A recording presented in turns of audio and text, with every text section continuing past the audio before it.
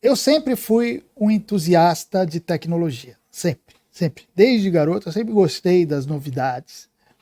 Eu gosto das praticidades que a tecnologia oferece. Eu não sou aquele tipo, né, que vive com saudade de um tempo totalmente analógico, né? Tem algumas coisas que eu gosto, por exemplo, eu sou uma pessoa que eu ainda gosto de escrever, olha que coisa dinossáurica, né? Mas eu sempre gostei de tecnologia, não tenho nada contra a tecnologia, pelo contrário, a uso em tudo e gosto das facilidades que a tecnologia oferece. Bom, só que, para mim, o que sempre foi assim, a tecnologia para mim, e acho que para a maioria das pessoas sempre foi algo meio lúdico, né?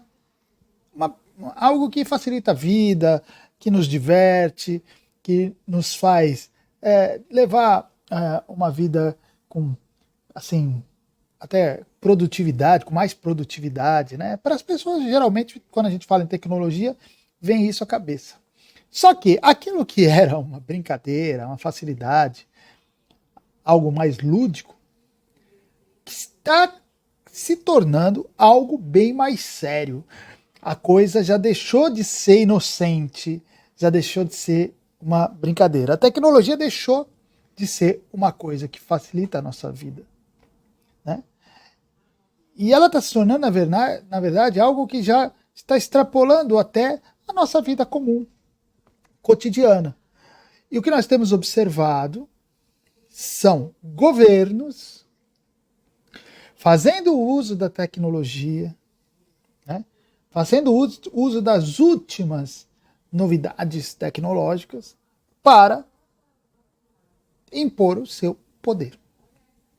Então nós vemos, por exemplo, governos como o da China, que é um caso clássico, usando reconhecimento facial, usando drones, usando instrumentação de vigilância, já começando a operar chips inclusive para colocar dentro do corpo humano, fora as armas de guerra. Então a pergunta que eu faço, quais os limites para o uso das tecnologias pelos governos e quais são os perigos aos quais nós estamos expostos? Bom, meu nome é Fábio Blanco e esta é mais uma reflexão em filosofia integral. E antes de continuarmos, deixa eu fazer um convite para vocês. Vou fazer 2 convites. Um é para vocês se inscreverem no meu canal do YouTube, tá? Filosofia Integral Fábio Blanco. Você procura lá, meu canal do YouTube. Tem várias reflexões, sempre com um teor filosófico, buscando fazer entender as coisas segundo a filosofia, numa perspectiva filosófica. E o segundo convite é para você participar do meu grupo de estudos em filosofia integral. Para você conhecer esse trabalho, entre em filosofiaintegral.com.br, filosofiaintegral.com.br. Lá eu tenho um grupo fechado, com uma mensalidade mínima e irrisória. E lá eu tenho um trabalho específico para ajudar as pessoas a desenvolver uma personalidade filosófica. Ou seja, eu ajudo as pessoas a pensar como filósofos, a ler a realidade, a entender a realidade, a compreender a realidade. Tá? filosofiaintegral.com.br. Tá bom, gente? Bom, então quais são os limites para o uso das tecnologias? Essa é uma pergunta que nós nos fazemos no momento que nós vemos os governos fazendo uso da tecnologia de maneira assim cada vez mais presente na nossa vida. E, inclusive, nós vemos, além dos governos usarem a tecnologia, nós vamos ver grupos poderosos que também estão ali em aliança, né, se não conluio com os governos, também oferecendo essas tecnologias, usando essas tecnologias e mais ainda, sonhando em usar essas tecnologias de várias maneiras que ainda não são usadas efetivamente. Então, eles já pensam assim, em usar a tecnologia para que nós façamos transformações no próprio corpo das pessoas, usando a tecnologia para substituir as limitações naturais do corpo, por exemplo. Então veja, o mundo já começa a pensar nessas coisas. Eu não digo nem mais pensar, já começa a tentar aplicar essas coisas de maneira mais séria. O que até um tempo atrás era apenas um sonho, uma utopia, alguma coisa nesse sentido, já está se tornando algo efetivo. Então, alguns projetos que esses grupos têm, por exemplo, o projeto de inteligência artificial é um deles, que está bastante investimento, bastante estudo, bastante aplicação para desenvolver as inteligências artificiais. O projeto do transhumanismo, que é essa substituição de partes do corpo humano ou de enxertos de maquinário no corpo humano. Uma outra que já está bastante, talvez a que esteja mais adiantada, é do rastreamento total, já se falam de internet das coisas, né? Que é a capacidade de identificar, de localizar todas as coisas com assim, exatidão, mesmo pequenas coisas com exatidão. Né? Eu tenho uma pecinha que eu ganhei, eu sei. Eu falo que eu uso dessas tecnologias, mas sei quais são as intenções por trás. Mas eu ganhei uma pecinha quando eu comprei meu celular, uma tagzinha, que onde eu coloco, entendeu? Essa tag, eu posso estar onde tiver, eu consigo identificar. Eu lembrei até de uma outra coisa. Eu tenho aqueles fones Bluetooth, né? Pequenininhos. E eu, desastrado como sempre, uma vez eu fui no posto de gasolina, parei para encher o pneu, com o fone no ouvido. E não percebi, o fone caiu. Fui embora, não percebi, fui embora. Aí fui para casa de um amigo meu, essa casa fica uns 4, 5 quilômetros dali. De repente, quando eu fui pegar o fone para ouvir uma música, cadê o fone? Cadê o fone? Cadê o fone? Putz, falei, perdi o fone, perdi onde está esse fone? Nem lembrava que tinha parado no posto. De repente eu falei, peraí, esse fone, um fone, ele tem condição de ser, eu acho que eu consigo identificar se ele estiver ligado. Aí entrei no meu celular e não é que mostrava, era um pedacinho, um feijãozinho assim o fone. Eu pesquisei ali, puxa, eu falei, olha, tá dando uma localização. Ele faz quem entende melhor aí vai saber o que eu tô falando, ele faz uma localização triangulada, ele usa outros aparelhos para, né, identificar. Aí eu vi, quando eu olhei, eu falei, caramba, tá no posto. E se tá dando aqui, é porque tá ligado lá em algum lugar, alguém deve ter recolhido e tal. Aí fui, peguei meu carro, o fone é caro, pô. Esse fone aí custa uma nota. Fui até lá, quando eu cheguei lá, o fone ele tinha uma corzinha brilhante, quando eu olhei assim, ele estava ali pertinho da bomba de gás e caiu de um jeito que ninguém nem passou por cima. Eu cheguei lá, peguei. Os caras do posto olharam e falaram, o que esse louco tá fazendo ali? Eu me expliquei, né, para não parecer maluco. Eu falei, não, cara, eu esqueci, ó, tá vendo? Isso aqui é um fone de ouvido. Eu deixei cair aqui faz 2, 3 horas e agora eu identifiquei. Eles ficaram assustados na maneira como foi identificado. Então, olha que coisa, hein? Isso é o rastreamento total, né? Então, se um feijãozinho desse tamanho pode ser rastreado, qualquer coisa pode. Então, isso é o que está mais adiantado, né? E tem uma outra coisa que eles estão fazendo também, que tem vários filmes, séries, ficção, que quando começa a aparecer assim é porque eles já estão trabalhando muito nisso, e eles têm esperança em desenvolver isso, é a chamada transferência de consciência, né? Então, qual é a ideia? Eu já gravei um vídeo sobre um filme que fala sobre isso, eu já falei algumas ideias que eu tenho sobre isso. Eles acreditam que em algum momento eles vão conseguir pegar a consciência de um ser humano e transferir para outro corpo, ou seja, um corpo natural ou artificial. Né?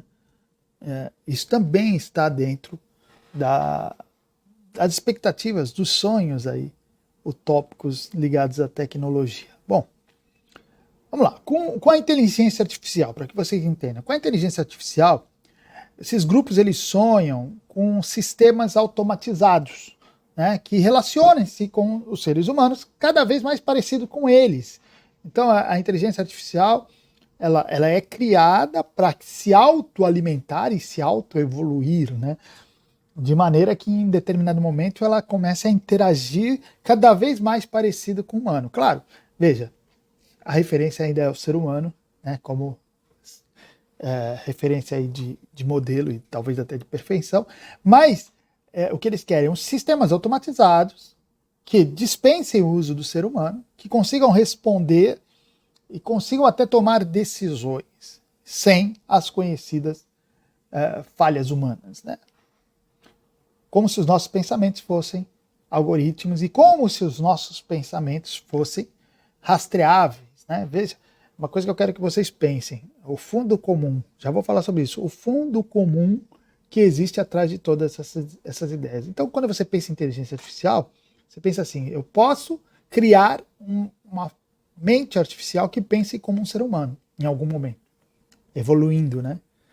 Para isso, você tem que pensar o seguinte, você tem que ter dois pressupostos, que nossos pensamentos são como algoritmos e que eles são totalmente rastreáveis, ou seja, é possível mapear tudo. Isso está por trás dessa ideia de inteligência artificial. A outra expectativa, que é a do transhumanismo, é a que sonha em substituir as partes humanas por peças fabricadas, seja em maquinário, impressora 3D, seja o que for. Qual é o objetivo? É superar as limitações da natureza, né? Nós somos seres que têm limitações, não podemos fazer tudo. E com isso aí, muitas dessas limitações seriam superadas. E evitaria-se também os colapsos. Então, por exemplo, você põe um coração artificial. Você não precisa. Teu coração, que é um falível, né? De repente se torna algo menos falível, algo mais duradouro, né? E qual é o pressuposto que está atrás disso aí?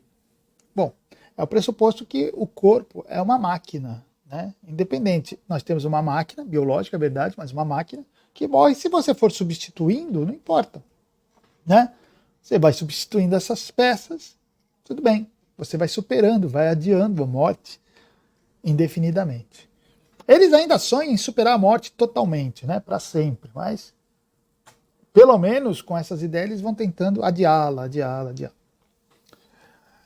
Com a transferência de consciência, o que eles querem é, aí sim, superar o corpo. Superar o corpo. Conseguir fazer com que a sua mente, que está ali ligada a um corpo, no momento que esse corpo estiver se deteriorado, a ponto de já não ser mais útil, poder ser transferida essa consciência para outro corpo, novinho, folha, né? Bonitão e tal. Então eles têm essa ideia, eles acreditam que eles podem desenvolver isso, né? E aí o que vai acontecer? A ideia é superar o limite temporal da vida. O ser humano tem um limite temporal ali, mais ou menos, e se quer superar isso. E até vencer a morte, né? Se você conseguir fazer isso indefinidamente. E por trás disso está o quê? Como a ideia de que nossos pensamentos, olha aqui, como se eles fossem apenas dados na nossa cabeça, que você aglutina tudo, né? É como se nós fôssemos um computador, um HD. Pega tudo aquilo ali, transfere para lá, né? É esse fundamento que está por trás.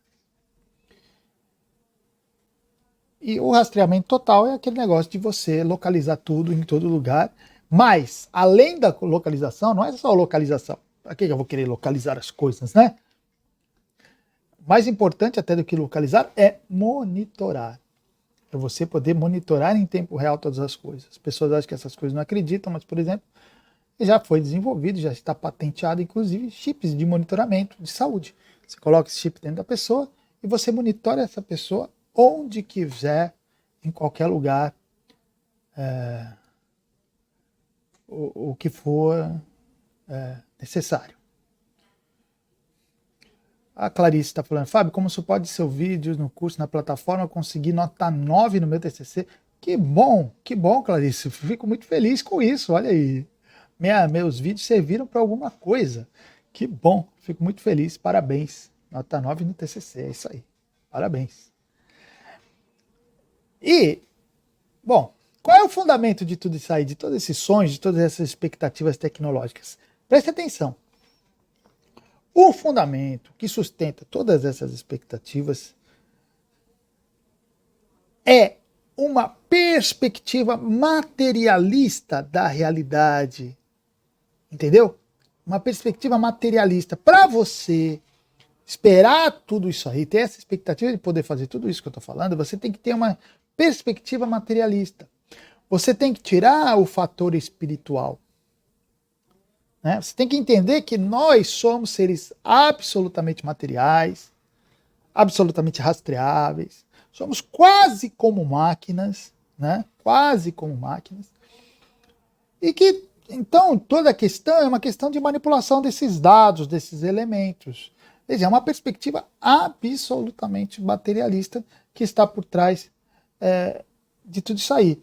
E como que o materialismo sustenta essas expectativas? Bom, pressupõe que tudo é material, que não existe fator espiritual para bagunçar essas variáveis, que nós somos um acúmulo de partes quase mecânicas e que o nosso cérebro é simplesmente um lugar onde os dados estão armazenados. Estão entendendo? Essa é a ideia que está por trás de tudo isso. Então, todos esses sonhos tecnológicos, eles são fruto de uma visão essencialmente materialista, tá? Materialista. Então, eu, por exemplo, que sou um aficionado por tecnologia, tenho que ter consciência disso. Tenho que ter consciência disso. Aliás, o que é a tecnologia? Tecnologia é um desenvolvimento material. Que, aliás, a pessoa tem que entender essa ideia de desenvolvimento, de evolução. Né? O que é essa evolução? Nada mais é do que acréscimos a uma coisa já existente. Evolução, no sentido das coisas se transformarem em outras, novas, uma nova coisa, uma nova substância, isso aí os caras inventaram, pensaram nisso, né? A dialética materialista, por exemplo, apresenta isso, mas isso aí não dá para se provar. Como é que uma coisa se transforma em outra? Né? Outra coisa é outra coisa. Agora, como é que eu provo que veio daquilo ali? Difícil. Não consegue. Agora, a evolução, no sentido de acréscimos melhoradores, sim. Então, quer dizer, eu criei o primeiro computador. Era uma maquininha simples, quase uma calculadora. Aí, já tenho aquilo ali. Aí eu vou e acrescento outra coisa. Aquela calculadora já vira uma calculadora com um elemento melhor. Aí eu vou acrescentando outro elemento e a coisa vai ficar melhorando. E assim vai, você vai acrescentando, a coisa vai melhorando, vai melhorando, vai melhorando. E hoje nós temos os computadores, né? Os smartphones. Né? O próprio smartphone, né? Você tem um celular, de repente você cria uma tela de toque, aí você vai acrescentando e vai se transformando em outra coisa, mas mas é a mesma coisa evoluída. Isso sim, tecnologia é isso.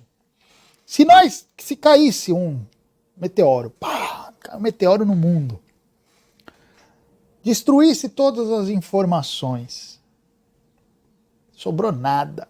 O que sobrou? Por um motivo, apenas crianças pequenas sobraram nesse mundo. E elas começam a viver nesse mundo, né?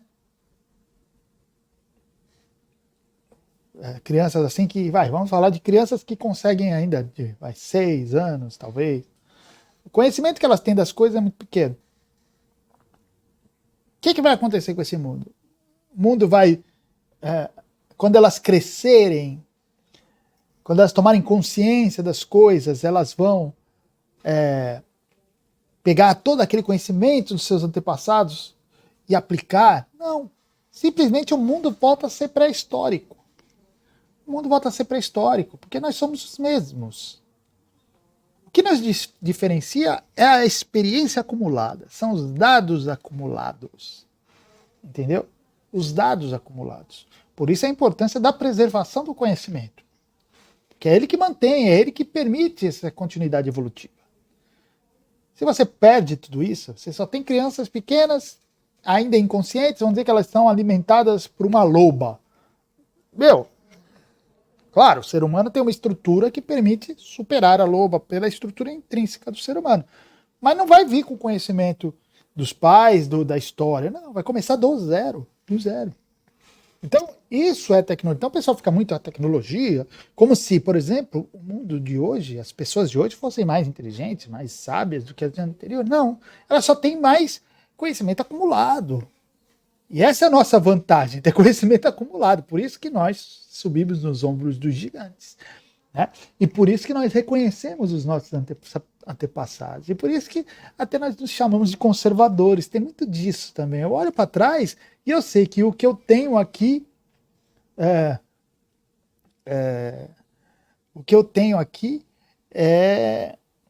é algo que é um legado, né, daquilo que eu recebi. Bom, tecnologia é isso.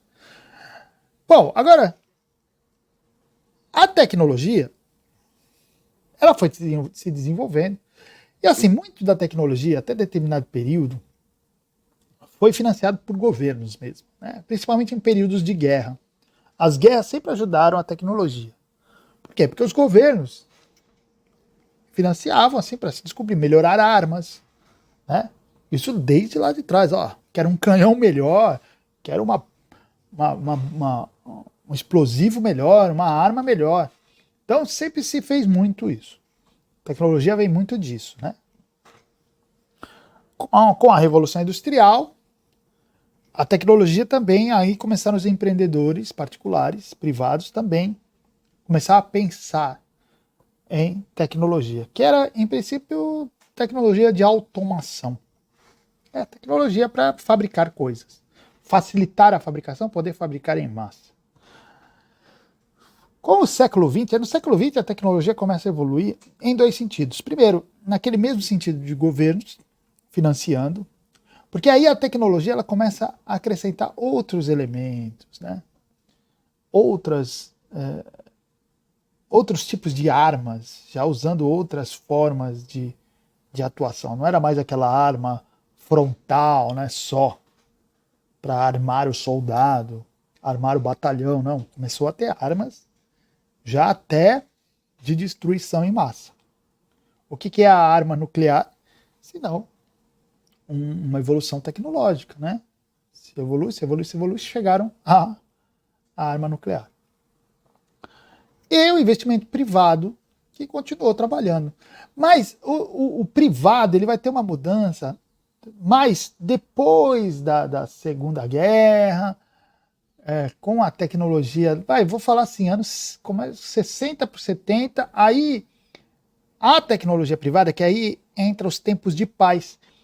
Paz em termos, né? Nós nunca tivemos paz, mas temos que, assim, depois da Segunda Guerra Mundial, os governos já não atuaram tão efetivamente nessa questão, né? Tem sim ainda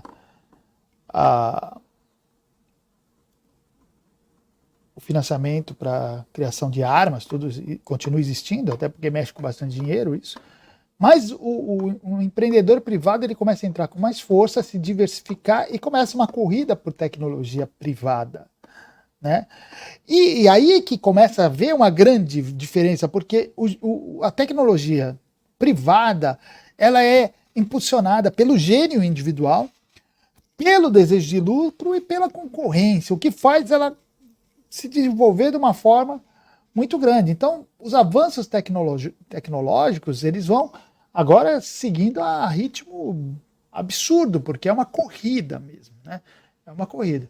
Então, hoje, o que está acontecendo é o seguinte, as grandes tecnologias, as boas tecnologias, são primeiras usadas no mercado, na indústria e no mercado.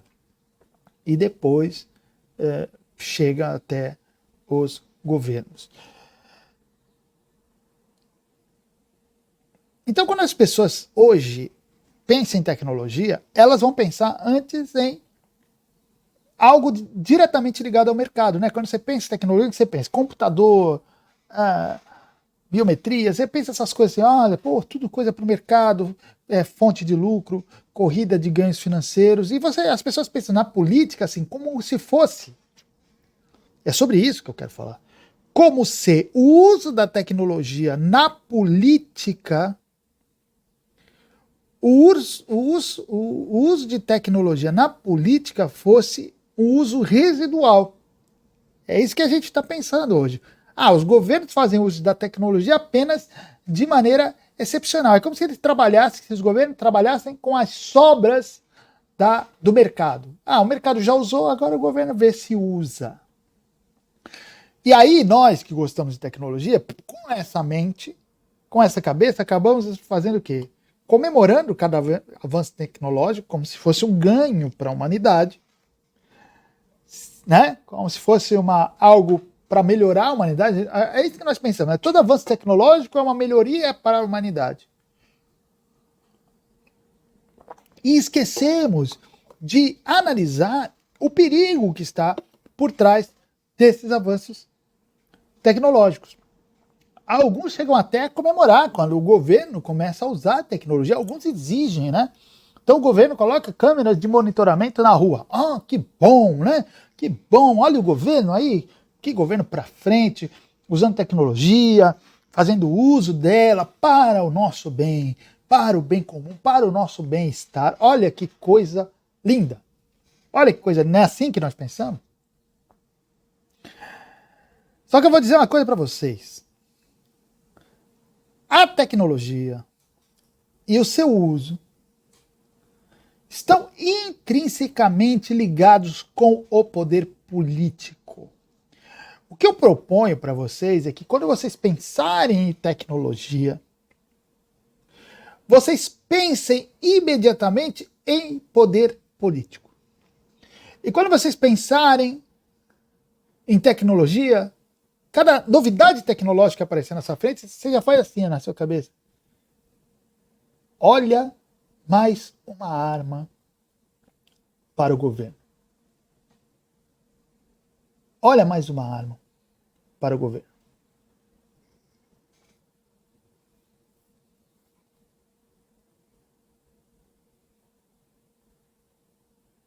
É assim que você pensa? É assim que eu penso. E por que eu penso assim? Bom, pensa comigo. Todo governo exerce o seu poder de maneira a fazer com que as pessoas lhe obedeçam. Não é assim? O que é o governo? O que é um governo? O governo é um exercício de poder que tem como objetivo fazer com que as pessoas obedeçam ele. Então, é da natureza do governo se impor. Certo? É da natureza do governo se impor. O governo não pode chegar lá e falar, não sei se eu vou fazer, não vou impor, vocês não estão gostando? Não, então não vou fazer. É assim que o governo funciona? Né? Não dá, né? O governo ele tem que se impor. Com lei, tudo bem, mas tem que se impor. Como o governo se impõe, obviamente, o governo não é agradável para a maioria das pessoas. Por quê? Primeiro, todos nós sofremos com impostos. Ninguém gosta de pagar imposto, né? Todos nós sofremos a coerção ou a ameaça do Estado. E todos nós estamos sujeitos às punições do Estado. Então, o governo tem como a natureza dele impor. As pessoas resistem. Resistem ou se opõem. Por quê? Porque há todo tipo de descontente. Há aqueles que querem derrubar o poder, há aqueles que militam contra o poder. Então veja, o governo ele tem que se impor. É da sua natureza se impor. E ao mesmo tempo, ele sofre todo tipo de resistência e oposições. Então pensem comigo, se eu tenho que me impor, é da minha natureza me impor, e eu sofro resistência,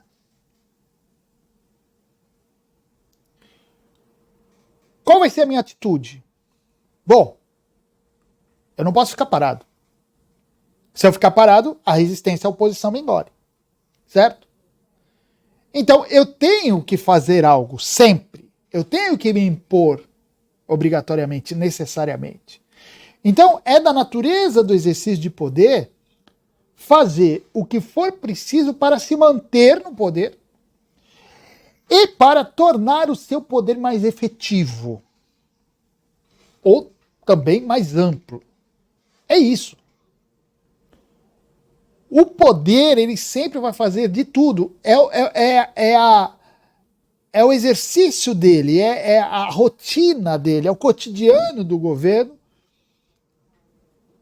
Fazer qualquer coisa, fazer tudo que ele pode para se manter e tudo que ele pode para se tornar mais efetivo. Certo? Bom, se ele vai fazer tudo para se manter e tudo que ele pode para se tornar efetivo,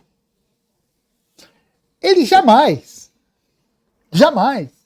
vai abrir mão de um recurso que esteja disponível para ele. Se apresenta algo para o governo e fala assim, olha, isso aqui vai fazer você ter mais força, você ser mais efetivo na imposição do que você precisa e quer impor, e vai me ajudar a se manter no poder. Quer? Aí o governo vai falar, não quero. Ah, vai me ajudar a me manter no poder e a ser mais efetivo? Não quero. Não. Se isso ajuda o governo a se manter e a ser mais efetivo, ele vai usar. Porque se ele não usar o instrumento que está disponível para ele, seria a mesma coisa, por causa de sua natureza, dele abrir mão do seu poder. Seria como negar algo que torna a sua missão, o seu objetivo mais efetivo. Ou seja, se o governo abre mão de usar um instrumento que está em suas mãos, ele está negando a sua própria natureza. Ele está negando a sua própria natureza. Então ele sempre vai usar aquilo que estiver disponível para ele usar. Vocês estão entendendo agora onde eu quero chegar? Então, óbvio, se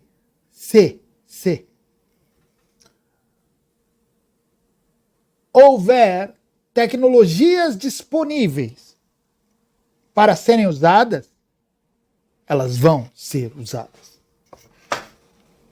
Vão ser usadas. Se a tecnologia for aplicável, for possível ser aplicada, o governo vai aplicá-la. Sempre foi assim na história, gente. E é óbvio. É óbvio. Você traz um canhão. Última novidade, um canhão. Né? O canhão antes atirava uma bola, agora sai um canhão com 2 bolas que quando cai, explode. De maneira a atingir 1 quilômetro de raio. Vai usar ou não vai? Ah, não vou usar essas tecnologias. Não, ele vai usar. Ele vai usar. Ele vai usar.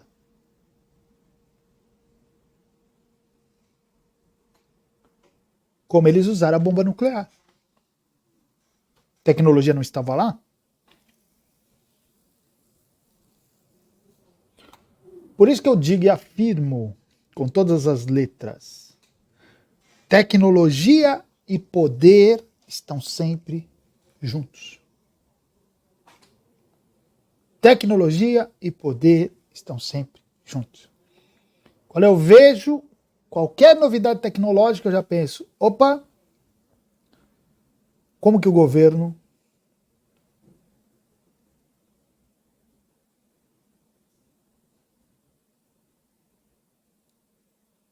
vai usar isso aí? Como que o governo vai usar isso? Ponto. Eu já penso isso porque ele vai usar. Mais cedo ou mais tarde ele vai usar. Se tiver disponível, se for aplicável, ele vai usar. O que pode impedir ele de usar? O que pode impedir ele de usar é ainda a impossibilidade técnica, né? Às vezes o governo não tem possibilidade técnica de aplicar aquilo em grande escala, né? Às vezes a tecnologia, por enquanto, só pode ser usada individualmente. Por falta de grana, pode acontecer, determinado governo pode não ter dinheiro para aplicar. Ou por uma questão assim, legal ou moral. Bom, falta de grana e falta de aplicabilidade, tudo bem. Agora, moral é algo que cada vez menos impede qualquer governo de agir, certo? Os códigos morais de guerra, essas coisas, era para ser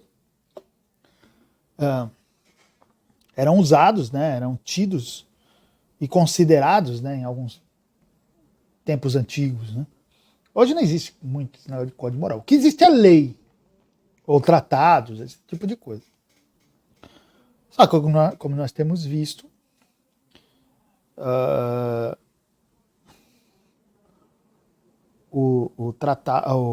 as leis e os tratados também estão começando a cair, né? Estamos vendo aí decisões que simplesmente ignoram. Agora, existe uma outra coisa que impede, às vezes, o uso, que é a popularidade ou a impopularidade do ato. Isso pode afetar, por exemplo. Você vai usar uma arma contra um inimigo. Normalmente as armas são usadas contra inimigos.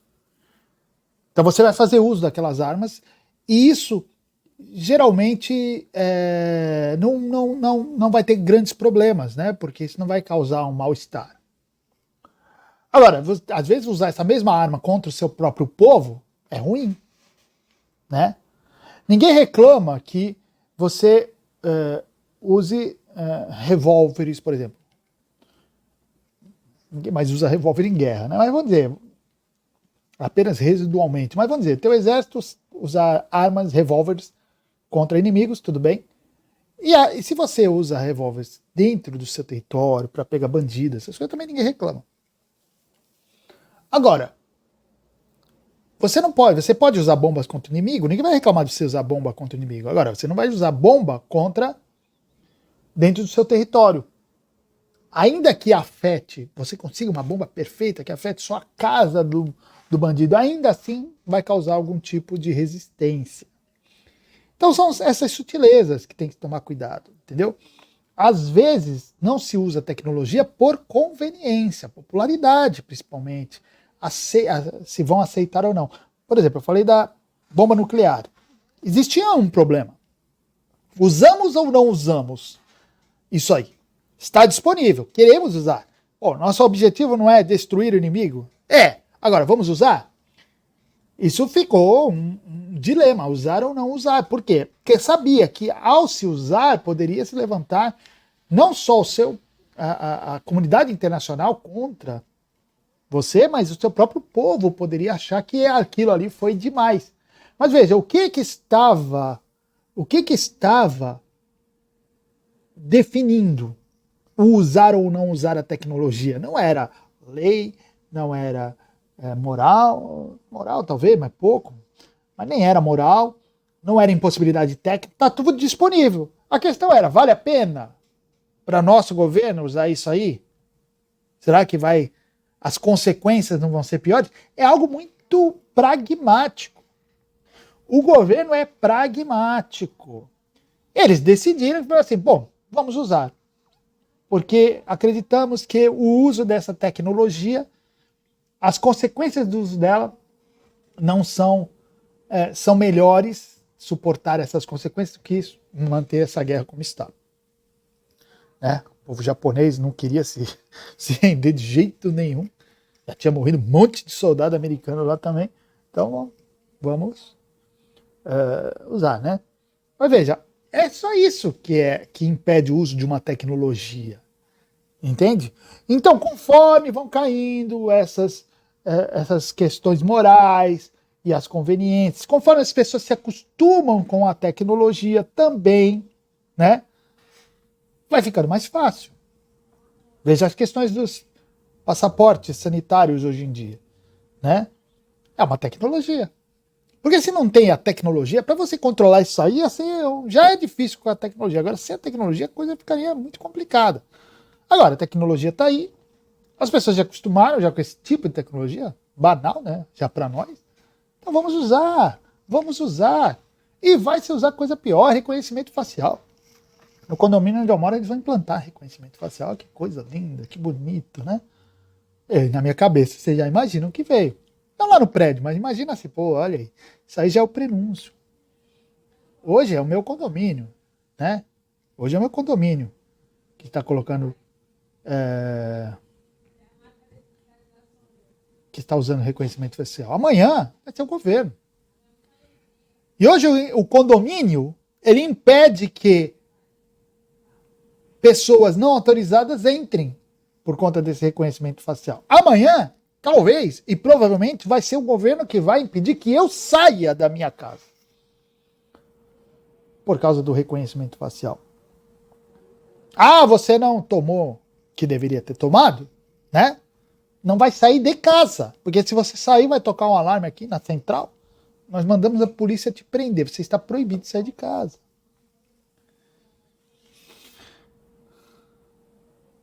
Entende? É isso que acontece.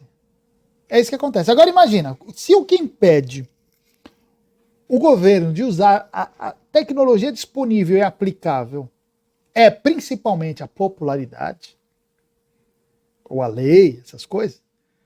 Então, se nós temos um poder que está acima de tudo isso, um poder que não se preocupa com popularidade, um poder que não se preocupa com a lei, o que nós vamos ter? Um poder que não vai ter nenhum problema em usar tecnologia. Por que na China... Preste bem atenção no que eu vou falar aqui. Isso é muito sério para acabar com certas ilusões. Por que a China tem usado, né, cada vez mais todo tipo de tecnologia, reconhecimento facial, rastreamento, créditos sociais, um monte de coisa que depende de tecnologia. Por que a China usa e, por exemplo, o Brasil não usa? Os governos brasileiros não usam. Por quê? Ah, porque a China é uma ditadura, porque a China... A resposta não é bem essa. É porque o governo chinês não tem as limitações do governo brasileiro, ou dos governos brasileiros, né? Estados, essas coisas. O governo chinês, ele não tem preocupação com popularidade. Por quê? Porque ele é tirânico, porque ele é ditatorial, porque ele não está sujeito a chatices democráticas. Então ele não tem problema em usar. É impopular? Dane-se. Dane-se. Essa impopularidade vai trazer o quê? Ah, vai trazer umas carinhas fechadas. Só isso? Não vai levantar uma revolta capaz de nos derrubar? Não. Então apliquemos essas tecnologias. E ponto. Os governos brasileiros não usam, não porque eles são democráticos, não porque eles são uma mentalidade mais aberta, mais defensora da liberdade. Não. Eles não usam porque, por enquanto, não é conveniente. Porque, por enquanto, pode trazer problemas. Você tem ainda algum problema legal e tem o problema também de popularidade, de você levantar oposições que te derrubem, né? Os governos ainda não são tão fortes como na China. Aliás, para mim, esse é um grande valor da democracia, né? Democracia, para mim, a única coisa que vale a pena nela é enfraquecer os governos. Entende? O bom da democracia é o seguinte: você espalha, deixa um monte de governo bem fraquinho, que assim ninguém se impõe. Para mim, essa é a grande vantagem da democracia. No Brasil, a coisa está dando errada, porque você está tendo um poder ali que está sobrepujando com muita força. Isso que é ruim. Os poderes têm que ser fracos. Os poderes governamentais, poderes têm de ser fracos. Entendeu? Porque se ele tiver força, ele vai fazer só isso. Ele vai fazer só besteira.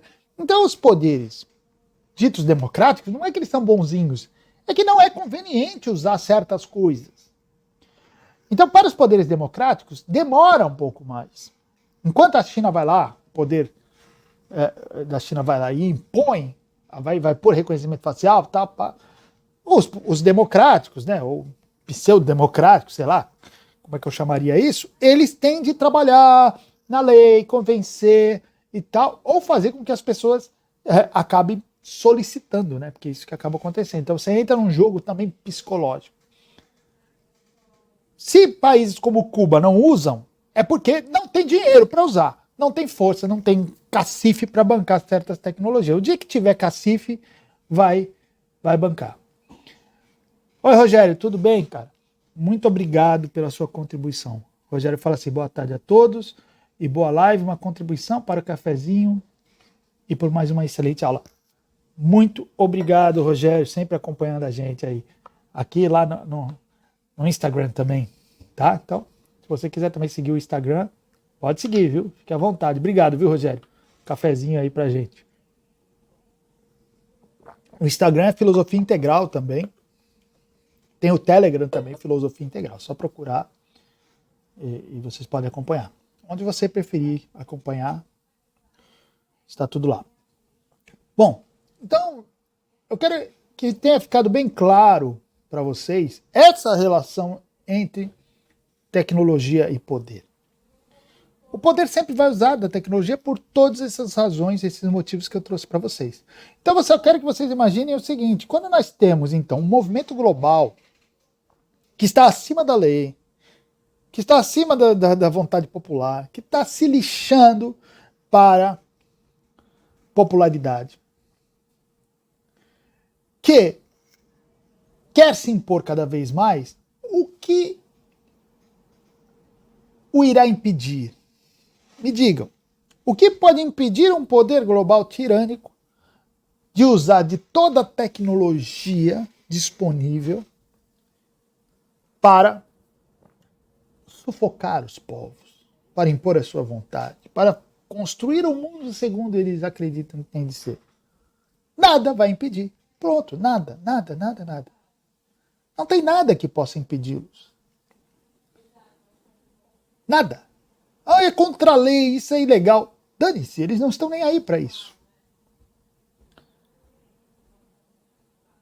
Eles não estão nem aí. A única maneira de impedir, teoricamente, seria uma revolta global. Uma revolta global. Porém, eles estão trabalhando nessa parte psicológica para evitar essa revolta.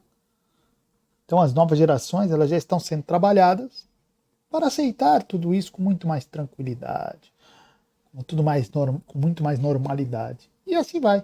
E os governos vão estendendo as suas mãos, as suas patas ou as suas botas sobre as pessoas. Então, quando vocês pensarem em tecnologia, né, lembre-se sempre, toda inovação tecnológica é uma nova arma nas mãos do governo. Se não é hoje, será amanhã. E toda inovação tecnológica é o fortalecimento do poder. Fortalecimento daqueles grupos que estão no poder, que vão usar essas tecnologias como uma arma mortal.